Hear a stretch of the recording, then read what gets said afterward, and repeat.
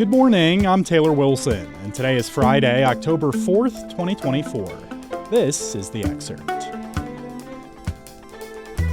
Today, the port workers' strike has come to an end, plus former Memphis police officers have been found guilty of witness tampering in the fatal beating of Tyree Nichols, and how the National Guard is reaching remote communities after Helen. A union representing U.S. dock workers and port operators has reached a tentative deal on wages that will end a 3-day strike that has shut down shipping on the U.S. East Coast and Gulf Coast. That's according to the International Longshoremen's Association Union and the United States Maritime Alliance yesterday. The agreement extends the master contract between the union and port operators until January 15th of next year, allowing negotiations to continue on other aspects of the contract. A joint statement did not specify what wages were agreed upon or the other terms that required negotiation. The statement said that effective immediately, all work covered by the master contract will resume. The tentative agreement is for a wage hike of around 62% over 6 years, the Bergen Record, a part of the USA Today network, reported. The workers' union had been seeking a 77% raise, while the employer group previously raised its offer to a nearly 50% hike. The deal ends the biggest work stoppage of its kind in nearly half a century, which threatened shortages of everything from bananas to auto parts. 3 former Memphis officers were convicted yesterday of federal witness tampering charges in connection with the death of Tyree Nichols. The 29-year-old black man was violently beaten during a traffic stop in 2023. After some 5 hours of deliberations, 2 former officers were acquitted of federal civil rights violations, and 1 former officer was acquitted on the most severe charge, violating Nichols' civil rights causing death. But a jury found Demetrius Haley guilty of using excessive force, being deliberately indifferent to Nichols' medical needs, and conspiring to witness tamper and witness tampering. While Haley was found guilty on all counts, the jury found that the first 2 counts, using excessive force and being deliberately indifferent to Nichols' medical needs, resulted in injury, not death, and convicted him on lesser charges. Tadarius Bean and Justin Smith Jr. were found guilty of witness tampering.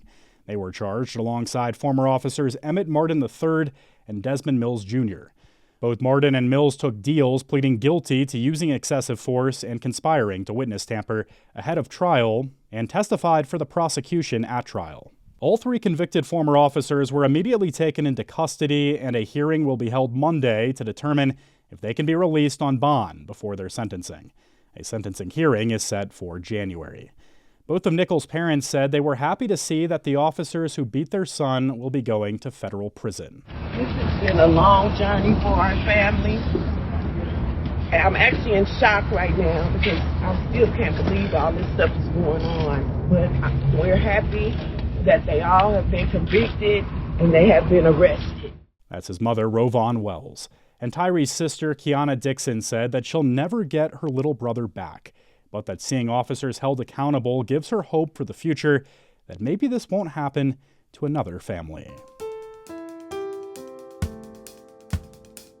The death toll from Hurricane Helene has passed 200, and communities across the Southeast, particularly in parts of western North Carolina, remain without adequate food and water, while electricity and internet service are sparse, with no word when they will return for thousands of residents.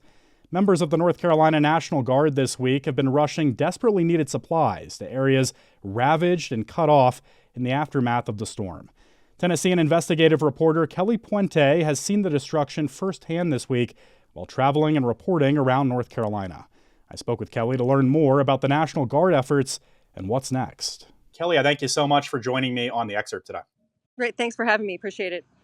So, Kelly, you're out in the field in western North Carolina. Really, what have you seen? What have you heard over the past few days as communities try and restart after Helene?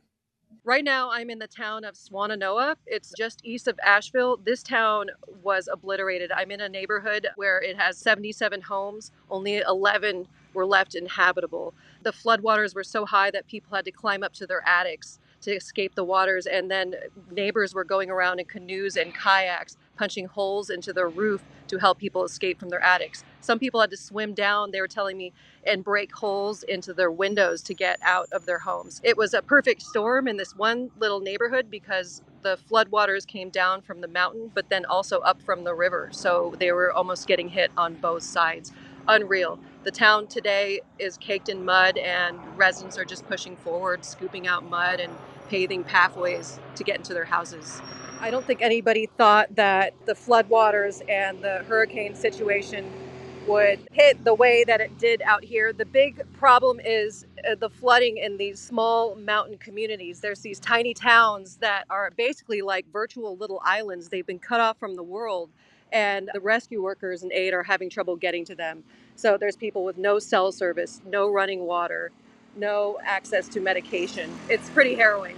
So, Kelly, how are members of the North Carolina National Guard really assisting recovery efforts in this part of North Carolina this week?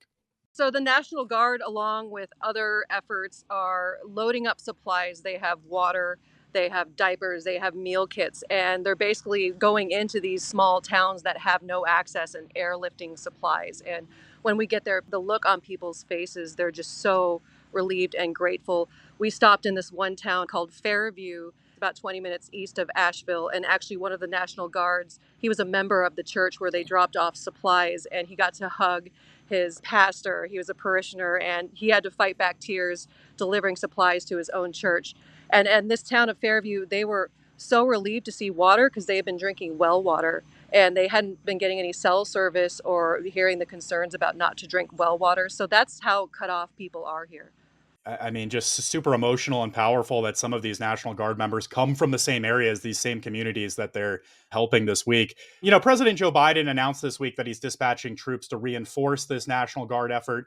What work does this entail, and how necessary is this?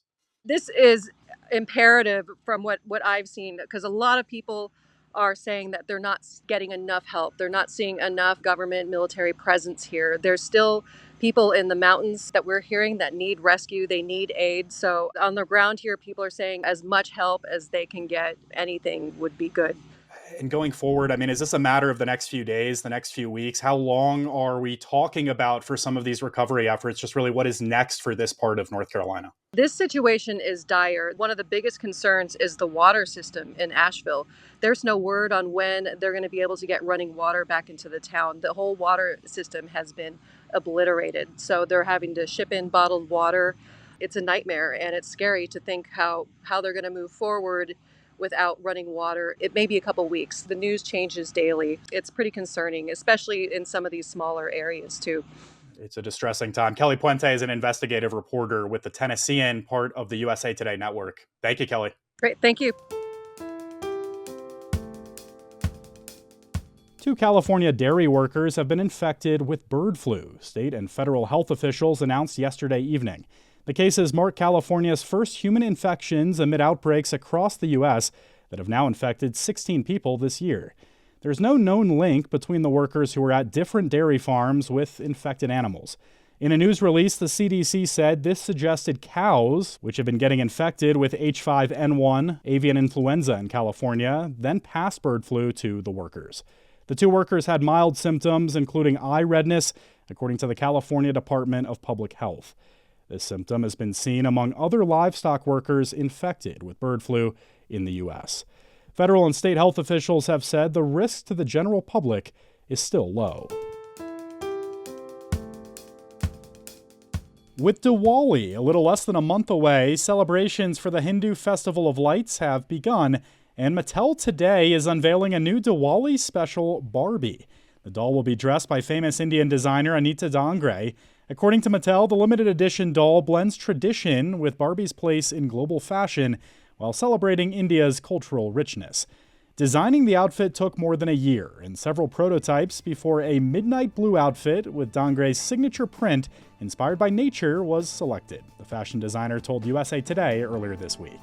You can read more and check out pictures of the special edition Barbie with a link in today's show notes. Thanks for listening to The Excerpt. We're produced by Shannon Ray Green and Kaylee Monahan, and our executive producer is Laura Beatty. You can get the podcast wherever you get your audio, and if you're on a smart speaker, just ask for The Excerpt. I'm Taylor Wilson, and I'll be back tomorrow with more of The Excerpt from USA Today.